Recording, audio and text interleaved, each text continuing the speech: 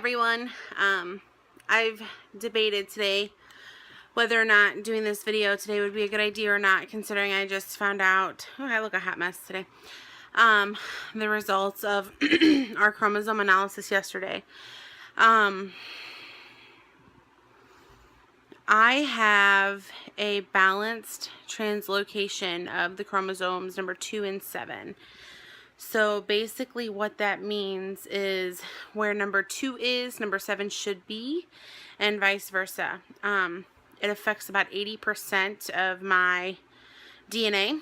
So only about 20% of my reproductive organs, so my eggs basically, are any good. So this means a few things. First of all, anytime I get pregnant naturally, well, not anytime, but 80% of the time that I would get pregnant naturally, I run the risk of a miscarriage, or guaranteed miscarriage at 80% of the time. 20% of the time, it could be normal, and we could have a healthy little baby. Within that 20%, there is some increased risk of genetic abnormalities within the baby. So things like deformations, mental retardation, physical abnormalities are rare, but they are possible with this. So everything with my husband Dan was fine, so I'm the only one that's impacted by this, but what this means going forward is there's really only one option for us to have kids of our own, and that's to do IVF, so in vitro, with PGD, which is just basically genetic testing to make sure that the eggs that they decide to fertilize and then implant through in vitro have the right genetics of mine. So that's more expensive, of course, than the regular in vitro. It's about anywhere between $18,000 and $25,000 per cycle. The average in vitro takes 2 cycles to get pregnant, so we could be talking anywhere from $40,000 to $50,000. Depending on what all is necessary with that. So luckily I'm in a couple of support groups on Facebook of people that are super supportive, that have been able to share their experiences and try to help me through how to pay for IVF and how to get through this. As many of you know, we don't have the funds to pay for IVF. We don't have the funds to take on an extra monthly payment, so financing IVF is not an option. Right now, it's kind of a waiting game to see what may or may not happen. I've reached out to my mom because we have some of our family members that are really involved in different organizations, to see how they would feel about fundraisers or benefits, to see if that might help. I feel very weird about doing that. We had some help a year ago, for one of my dogs who had to have surgery done on her leg.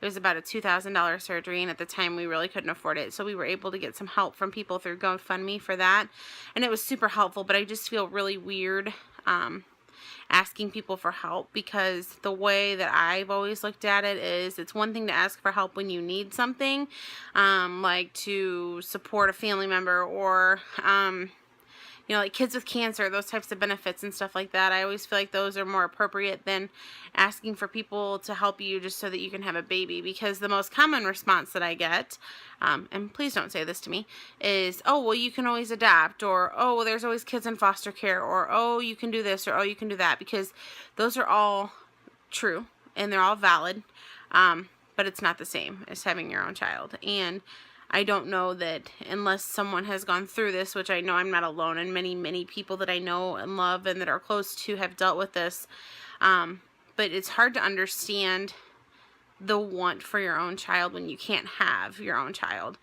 It makes it a whole different ballgame. But when it comes to the monetary pieces, I just have a really hard time doing that, coming to terms with that, because I have a good job, my husband has a good job, we make good money, but when it comes to paying for a house and 2 cars and medical bills and all the other fun stuff that goes into all of that, it just ends up being not enough.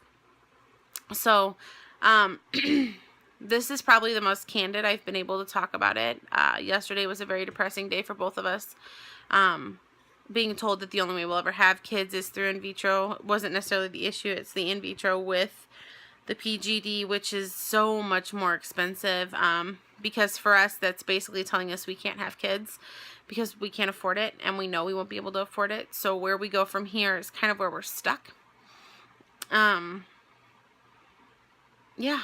So, to lighten up the video, though, I will throw in at the end of that my Christmas work party that I mentioned in my last video was a lot of fun, not awkward at all. And I will throw in a funny video for you here right at the end of one of my associates, actually, who's the husband of another manager, wearing my heels. So, funny story, Tom wanted me to drink that night, and I didn't want to drink, and my excuse was, see the heels I have on? I'll break my ankle if I try to wear these and drink at the same time.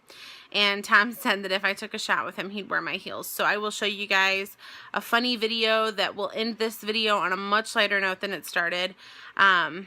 And then for those of you that are just now watching for the first time or just now starting to follow our journey, please continue to connect me with others that are sharing these same issues. I found great support through both YouTube and Facebook. So if anyone knows anyone that's dealt with any type of genetic abnormalities or genetic conditions that have kept them from being able to have kids, I really don't have anyone to talk to at this point, so I would love somebody that's dealt with it and maybe even somebody with a success story. So that's all for today. Have a great evening, and here's Tom wearing my heels. I hope you have homeowners in the service. Not for men in high heels. She's so cute. She looks so sexy.